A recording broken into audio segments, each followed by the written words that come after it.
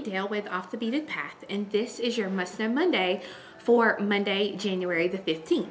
So this past Thursday, I showed you how to do increases and decreases in brick stitch. And I showed you how you can start at the bottom or top of a pattern and work the other way. So what I wanted to show you today is how you could start at the widest point of a pattern and work up and down, however you choose. Now, I'm actually going to be showing a bracelet that I did. I just did the pattern for it on our website back before Christmas. And I had some questions about this particular pattern, so I thought this one would be a good way to show you, like answer any questions that you may have about the pattern, but also show you a different way to do the brick stitch.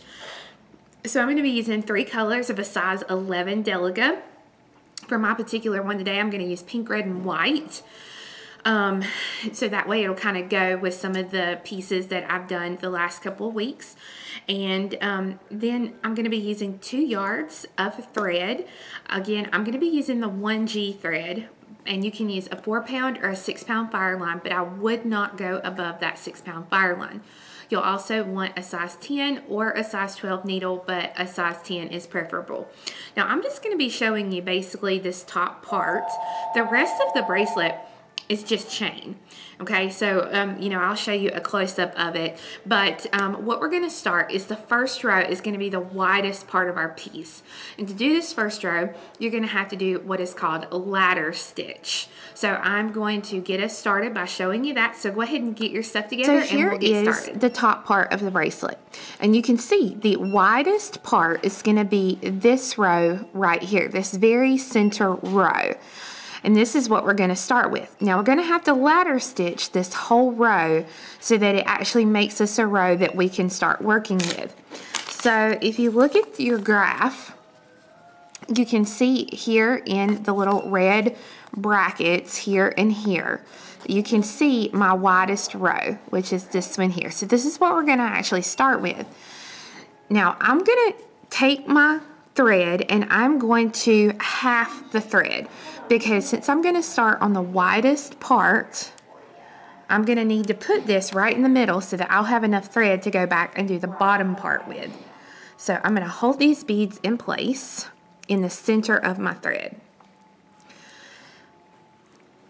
So my first 2 beads on here are an A and a B. My A is white and my B is pink. So you can see I've got them threaded on, and I'm going to take the needle and I'm going to come back up through the white bead so that when I pull it down, let me get it pulled off here, the pink bead will sit right next to my white bead. Now I'm going to go down through the pink bead. Now since this is my first 2 beads that I'm putting on, I actually want to get these a little bit more secure so that way as I work they won't pull apart like this here. So to do that, I'm going to go right back up through the white one more time and then back down through the pink. So then that way it will help to hold those together as I work. Okay, the next bead on my row is an A. So I'm coming out of the bottom of the pink, so I have to come back around and come down through that pink so that when I pull that thread, it will lay next to it like this. So then you can go up through the white bead. Now what I like to do for this whole row is I go ahead and I reinforce this row. So I'm going to go back down through the pink and up through the white. This is not necessary, but it does help to hold the row together a little bit better as you work. The next color is a C, which is going to be my red. My thread is coming out of the top of the white bead, so I'm going to come right back up through that white bead so that the thread makes a little circle. And then the next step would be to go down through the bead I just added. Now again, I'm going to go ahead and reinforce, so I'm going to go up through the white and down through the red just to hold those together really good. The next one is my B, which is the pink. So my thread is coming out of the bottom of the red, so I'm going to come right back around through that red again so that it makes a circle. Okay, you can see the pink sits next to the red, so now I'm going to take my needle and I'm going to come up through the pink. Okay, now I'm going to go ahead and reinforce this. So I'm going to go down through the red and up through the pink again. So basically this is what's called ladder stitch, and we just have to keep working this ladder until we have our longest row, our widest row. And so I've come down through the white, now I'm going to up through the pink, down through the white. So at this point I am halfway across through my widest row. So far I've got an A, a B, an A, a C, a B, and an A. So now I'm going to start, and I'm basically just going to do this pattern backwards.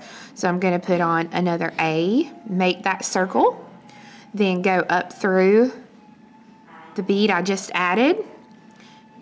And again, you do not have to do this reinforcement, but I like to do it. Okay, then a B, and you're going to continue this row. Like I said, all you're doing is you're just going backwards now until you get the row complete. Okay, so I'm going to show you this row again. Okay, so you're doing this row, this very bottom row. So you're going to continue doing the ladder until you reach the end of the row. So my widest row is complete, and you can see I have marked it off here. If you look, my tail thread and my working thread are both coming out in a downward position. The only thing is, now I can work down on my pattern, you know, either way, but I'm just going to flip this so that my thread is up in this direction. So that now I'm going to be, now like I said, it doesn't matter if you work down or up. I'm going to work in an upward motion. So if you recall from Thursday's video, I told you that anytime you get this little indentation here, like it's getting narrower, you are doing a decreasing brick stitch. So we're going to work decreasing brick stitch for 1, 2, 3, 4, 5, 6, 7, 8 rows, okay? Decreasing brick stitch for 8 rows.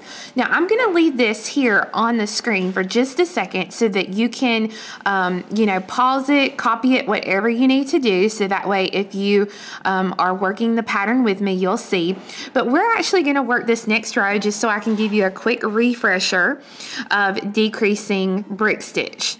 So I'm coming out of the white bead. My next 2 beads are going to be a white and a pink. Now remember, because we're doing decreasing, we have to go under not the first, but the second thread bridge, which is this little thread right here between the pink and the white. So I'm going to go under that thread. Now, the 2 beads are going to sit wonky because we are doing our decreasing brick stitch. So I'm going to go up through the pink, down through the white, and then up through that pink one more time and pull that tightly so that it will make those beads sit the way that they need to. The next bead is going to be a white, so I'm going to pick up the white bead and I'm just going to go under the very next thread bridge, and you can see it's a little bit harder. This is one of the reasons that I reinforced this row, because it's a little bit harder and flimsier when you're trying to work with this big row. So I went under the thread bridge, and now I'm just going to take the needle and I'm going to go right up through the white bead that I just added. The next one for my row is going to be a red. So I'll pick up my red, go under the very next thread bridge here. Okay. And then I will go up through the red bead. So I'm going to continue to work regular brick stitch to the end of my row. So you can see, let me grab my little Sharpie here. We just did A, B, A, and C. So the beads for the rest of my row are going to be B, A, B, C, A, B, A. Now we're going to continue, like I said, to work our decreasing brick stitch. It's going to be this. So I'm going to put a little dot here. 1, 2, 3, 4, 5, 6, 7, 8. So again, we have 8 rows of decreasing. Right, so if you look at your pattern at this point, I've got all of this done, and then I'm to here. And you can see I've got 4, and then I've got 2, 4, 6, 7 beads here. So there's a big increase. So I'm gonna show you how we do that. So here, and I'm actually gonna flip it this way so that you can see one that I've not actually marked off. So this is the bead I'm coming out of, this one right here. And you can see there are 2 beads centered right on top of that one bead that I'm coming out of. So I'm not even gonna think about this right here, and I'm gonna do an increase right here. Okay, so my first one I'm gonna do as an increase. So let me kind of zoom in here so that you can see. Oops, sorry guys. So I'm gonna pick up my 2 whites. I'm coming out of the white bead here. So I'm gonna go under this very first thread bridge. And then I'm gonna go up through that next white. Okay, now I've got it like this, but there's still another bead that needs to be out here. So what that means is I'm gonna come down through the white, and then like we did our ladder here, I'm gonna add a bead by laddering. So I'm gonna go through that bead and then back up through it. Now this time what I'm gonna do, just like I did with the ladder at the bottom, I'm gonna go ahead and I'm gonna reinforce this just a little bit. Go through it again. So then that way it's got a good connection here to these beads. Now I'm gonna go down through the bead to the left and then up through my next bead to the left. So there are 3 beads so far. I've got to have 7 for the row. Okay, this will be 4,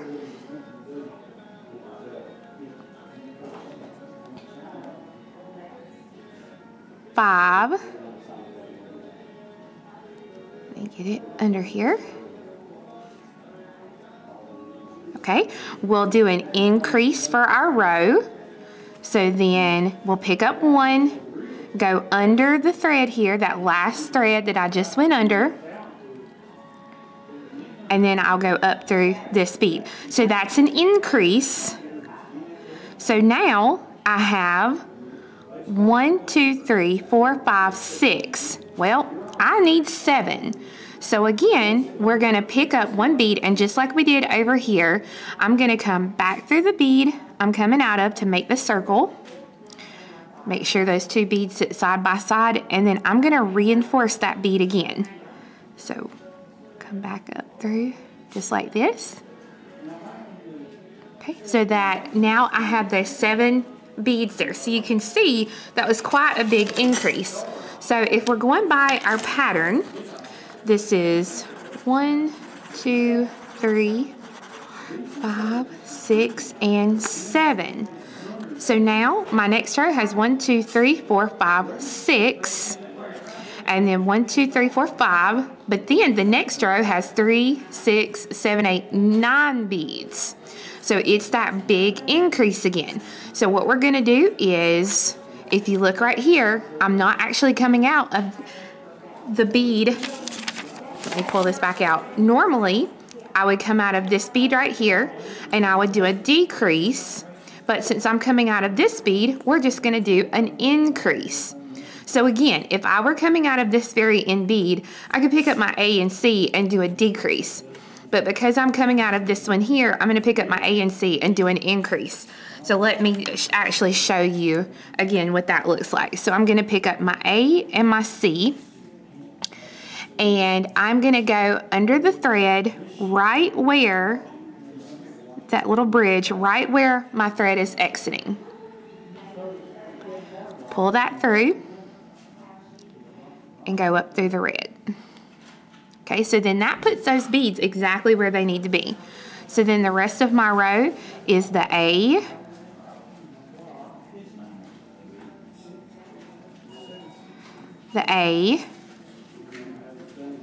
the C, and the A. And then we're ready for a decrease again. So C, and then my A. Okay, so even though we did an increase at the beginning of the row, it's almost like we did a decrease row because we're not adding another bead here on the end. Okay, so my next row is a decrease again, so I'm doing the A and the C. I'm going to do a decrease, so I'm not going under the first thread bridge, but the second one. And then I'm going to go up, down, and up again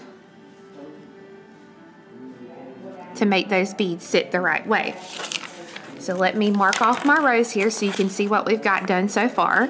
We just finished this row here, and we have decreased and did this bead and this bead. So now you need to add an A, a C, and an A, and then I'm gonna show you that row. So once you finish this row, your next row is a big increase. You've got 3 A's, 2 C's, and 3 A's. So right now I am coming out of this A, and if you look directly above it, there are 2 A's centered right above that one bead. So I'm gonna do an increase, and then I'm gonna come over here and add this one bead. So to do that, I'm gonna pick up my 2 A's, and I'm gonna go under the same thread bridge right here between the white and the red bead. And I'm gonna zoom in here just a little bit so you can see. And I'm going to go ahead, and because it's an increase, these 2 beads will sit straight, and I do not have to make them unwonky. And then I'm going to come down through the bead to the left. And guys, I am so sorry. There's a lot of talking in the background, but I'm at the shop today, and it's busy. So coming out of this bead, so now I'm going to do that increase here so that I've got my extra bead. So I've picked up 1 bead. I'm coming down through the bead that I'm exiting to make a circle so that those 2 beads will sit side by side. Then I'm going to go up through this bead. Now I'm going to hold it in place because if you don't, it's still very loose and it may want to go places. So just kind of hold it here, and then I'm going to come back down through and then up through. Now this one bead may sit a little sideways or wonky until you add that next row. That's why I always say it's important to try to go ahead and reinforce that bead as you work so you have a nice tight row to be able to do your decrease on. So I'm going to finish out this row, and then the great thing is the whole rest of this project after this row is just decrease for the whole rest of the way up. So I'm going to go ahead and put on, I have 3 more A's to put on, which are the white. So I've got my 1A. This is going to be the last one that I can add just normally. Then I'm going to do an increase, so I'm going to pick up 1A, and I'm going to go under the last thread bridge that I went under, and I'm going to go up through that bead, and then I have that 1 more bead that I need to add, so I'm going to pick up that 1. I'm going to come right back up through the bead to make a circle, and then I'm going to reinforce this.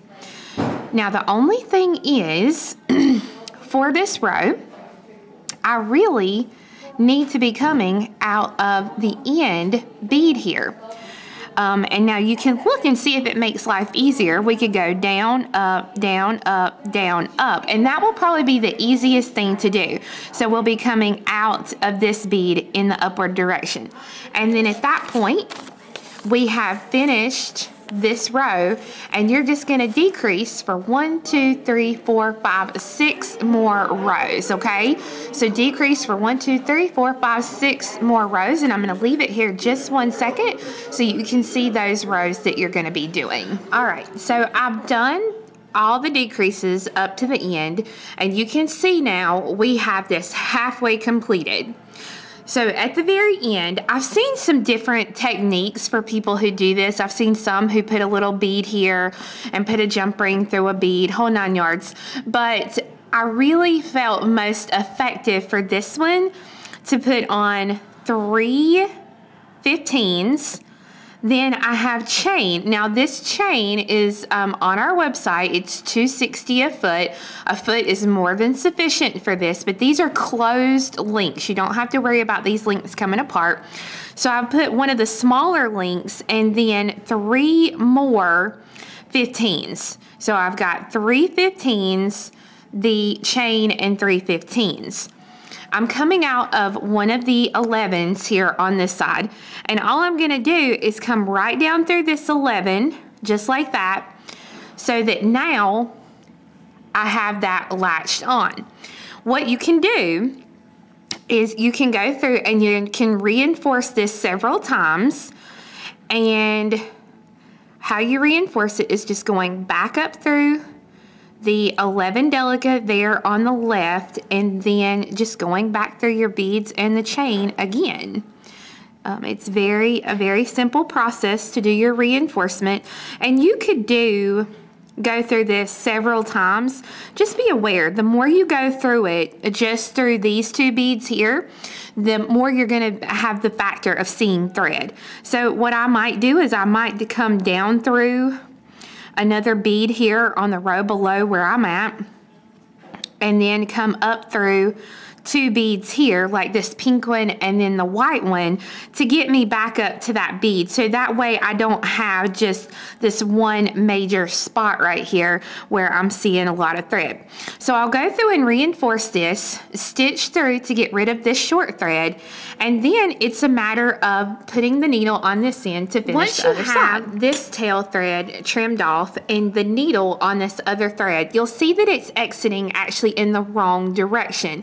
It's exiting here towards the bottom, and we need it to come out at the top.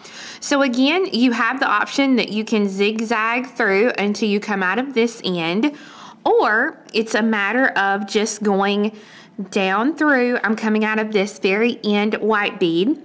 I'm gonna go down through the pink bead. This is the second pink bead down on the row below.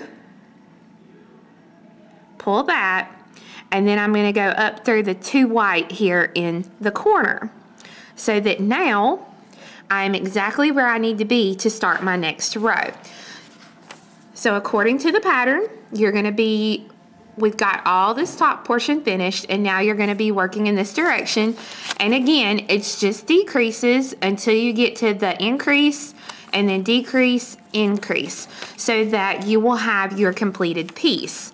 And remember, like I said, here is what the completed pieces look like. This is the red, green, and silver, but then you could also do it in the pink, red, and white to match what you've already got.